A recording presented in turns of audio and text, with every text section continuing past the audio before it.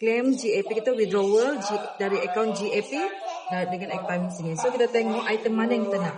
Contohnya kita nak keluarkan congratulations ni. Tekan gitu. Lepas tu sini ada pilihan withdrawal, GAP withdrawal ataupun check out. Check out ni maksudnya terus kita bayar di sini. Kalau GAP withdraw, kita tekan GAP sini. Kita buka apps kita.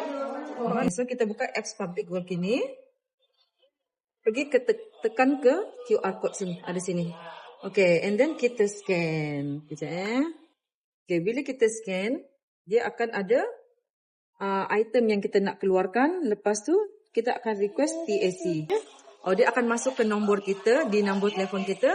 So, ambil TAC tu, masukkan ke dalam sini. Okay, once dah masuk, proses tu akan selesai.